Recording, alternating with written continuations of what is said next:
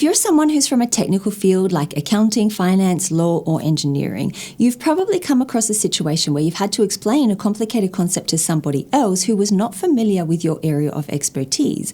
Now, because they weren't familiar with your area of expertise, you might have found it difficult to explain that complicated concept to them in a way that they could easily grasp and understand.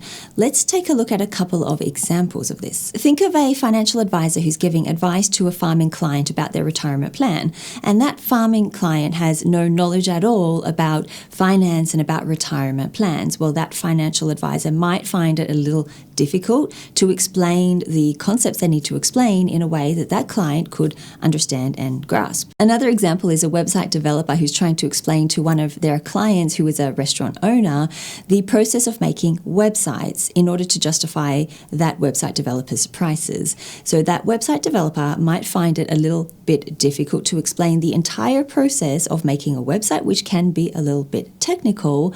So in a way, so that the restaurant owner can understand and be okay with that person's prices. So basically what we're talking about here is there is a knowledge gap between you as the speaker, as the knowledge expert, and the person you are speaking with. And this adds an extra level of difficulty and challenge for you as the speaker when you're trying to explain complicated concepts clearly to somebody else.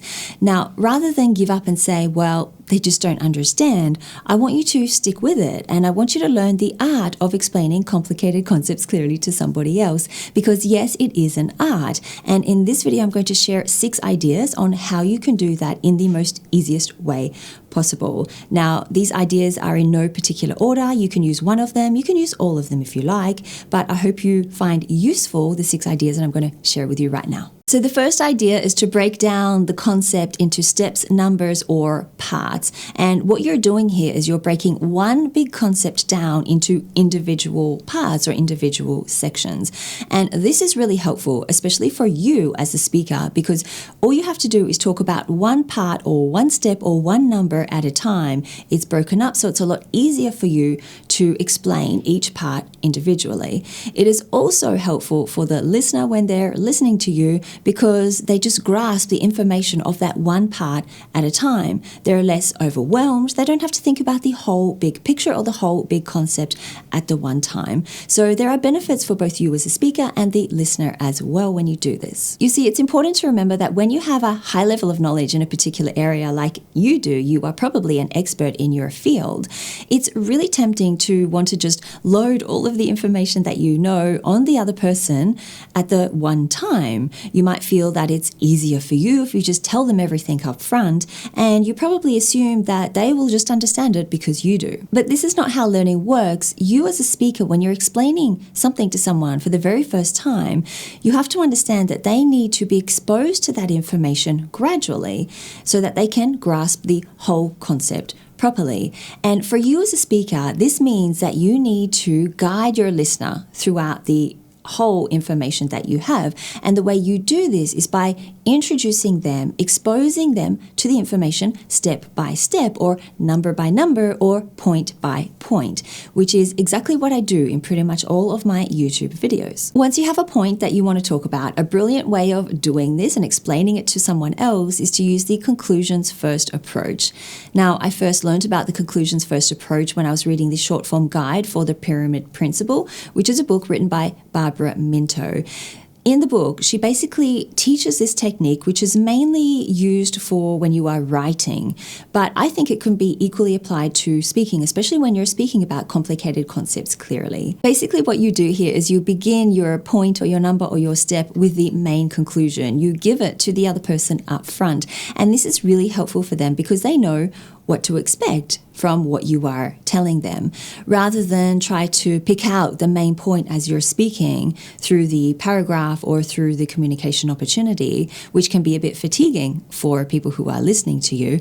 You give it to them up front. It's the very first thing that they hear, which makes it much easier for the listener and it makes it much more effective for you when you're trying to explain a complicated concept clearly because it is highlighted as the very first thing that you say. Let me give you an example. Instead of talking about how revenue is down, about how customers aren't buying anymore, about how the economy is bad, so you need to increase your advertising budget for next quarter, I want you to flip this around and start with the conclusion first, or start with your main point first, or what you're asking for first. And this is how you would do it. We need to increase the marketing budget for next quarter, and this is why. And then you would go on and explain the reasoning as to why you need the budget increased.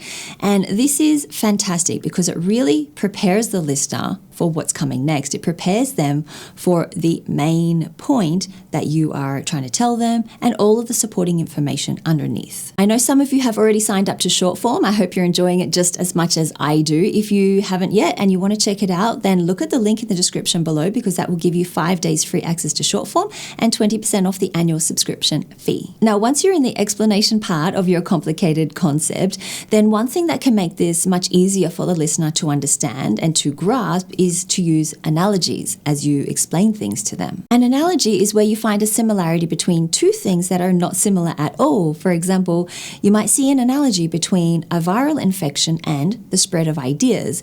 These two things are two completely different concepts, but there is one thing that you could see as similar between them: the way that they spread. Viral infections, they spread. Ideas, they can spread as well. Analogies are a really powerful way to bring those complicated concepts into a context that is more relatable to the person you're talking to. You basically use the analogy as an anchor, and you anchor it into that listener's experience somehow. In doing that, you make it a lot more relatable to them. You make it a lot more understandable to them, and it makes it a lot easier for them to actually grasp that complicated concept that you're trying to explain. But creating analogies can be a little bit difficult, especially if you don't know the process of creating them, and especially if you've never done it before. So I'm going to share a couple of steps with you that will hopefully help you to create analogies for yourself the next time you need to explain a complicated concept to somebody. So the first thing that you need to do is you need to find something that is representative of the concept or the idea that you're trying to explain to the other person. And the second thing is to make sure that that thing that is representative is familiar with your audience, or your audience is familiar with it. So it needs to be something that they have experienced, something they have seen, or basically been exposed to themselves personally. So, for example, you wouldn't use an analogy that compares something to a scientific concept if your audience is not familiar with scientific concepts at all.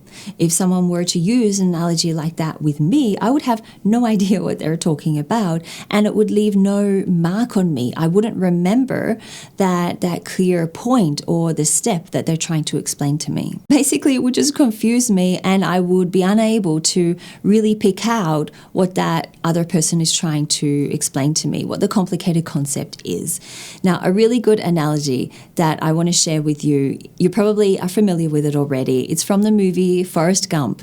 Many of you have probably seen this movie, and the analogy goes, life is like a box of chocolates. You never know what you're going to get. So in this analogy, life, which we could see as the complicated concept, is being explained or represented by a box of chocolates. And everyone is familiar with a box of chocolates, right? So this can make the whole analogy a lot easier for us to understand. We can visualize it a lot more, and you walk away after hearing that analogy thinking, yeah, I know exactly what that person is trying to tell me. I just want to jump in here and let you know that if you're enjoying this video so far and the content that I share with you, then there are 2 things you could do to help me with my channel. Now, the very first one is to subscribe to my channel. This is so easy to do.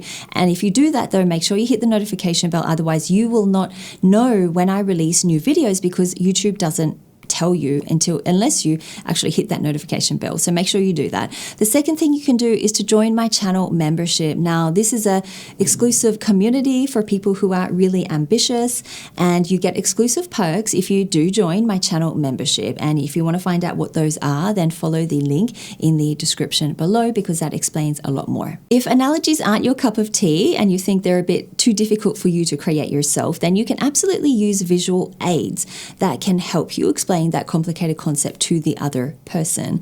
There is nothing like getting out a piece of paper and drawing the steps that are involved in a process, or drawing a pyramid to explain and to describe the different levels in the process, or drawing 2 columns on a piece of paper and doing the pros and cons, or maybe the cause and effect of certain actions. There are so many different ways you can use a plain piece of paper and a marker to explain something visually to somebody else. And this is really helpful if that person is a visual person as well, because it helps them to grasp that concept a lot easier and in a lot more detail as well. You can also use physical objects like salt and pepper shakers to explain that complicated concept or process to the other person. I've seen people do this all of the time. Imagine you're at a local cafe and you're meeting with a client or a colleague and you need to explain something. You don't have a piece of paper around, where you can use those physical objects on the table like the salt and pepper shakers or whatever else is around to explain to that other person what you are trying, that complicated concept that you're talking about. I've seen so many people do this when they're trying to explain geographical locations or maps or directions to somewhere. You know, they get out those salt and pepper shakers and then they use those as points or positions to better explain what they're trying to say to the other person. If you are not at a cafe, if you have nothing like that around, you can also use sticky notes. They are really helpful because you can write individual ideas or steps, one on each sticky note, and this is another way to visually explain to the listener what you are talking about. So you have so many choices available to you when it comes to visual aids to explain complicated concepts clearly. So the next time you have to explain that complicated process, I want you to try and think about how you can do that. What visual aids can you use? What do you have around you in the room that you could actually use to help better explain that concept to that person?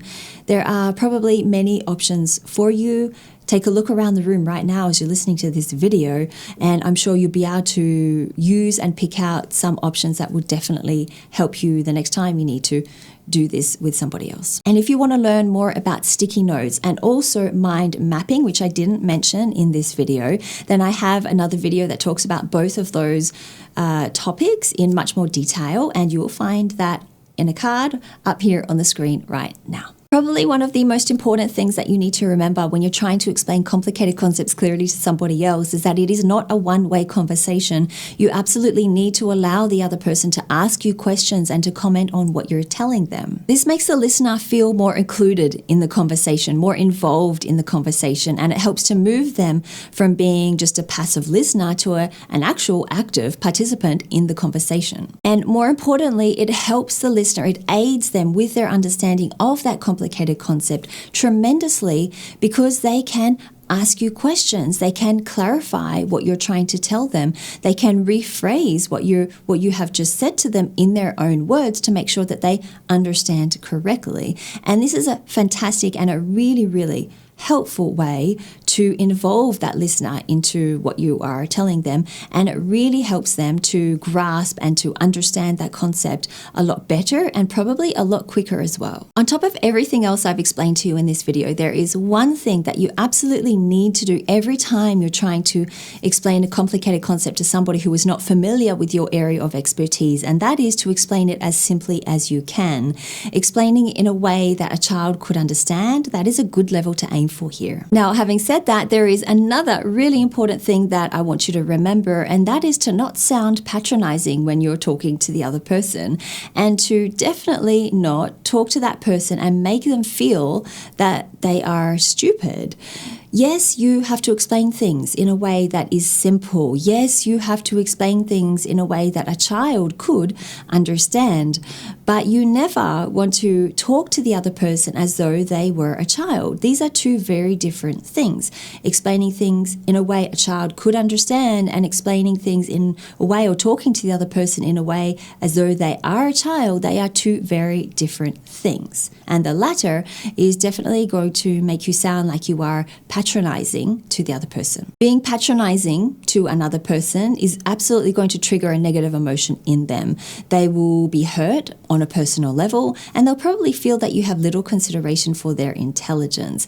And this is not the kind of impression that you want to create, especially if you were talking to a client and trying to explain a complicated concept to a client and trying to sign them up with you and with your business and your services. So you absolutely want to make sure that you don't sound patronizing when you're trying to explain those complicated things to someone else. I think the way out of this is to make sure you give your listener space for questions and for comments, like what we talked about in the previous point, because this helps them to feel more included in the conversation, and you can bounce off of what they say, and you can make them feel what they say is intelligent and is valued and is an important part of the conversation as well. So leaving them space for questions and comments is highly recommended if you want to avoid sounding patronizing. Now, I want to give a quick thank you to all of my channel members who have joined my channel membership. I hope you're enjoying it so far. I do have some big plans for it this year, so make sure you stick with me. And if you want to join the channel membership, you want to check out what the exclusive perks are, then make sure you follow the link in the description below. Now, sometimes when you're explaining complicated concepts, because there are so many steps involved, you might get your thoughts muddled. You might get confused as to what you need to tell the other person. And when you go to speak, that will probably come out confused as well. If your thoughts are confused, then your speech will be confused too. But I do have a 3-step strategy that will help you through this process and help you to get clarity on those thoughts so you can articulate those thoughts with a lot more clarity as well. And that you will learn about in this video up here. Thank you so much for watching, and I hope to see you next week in another video.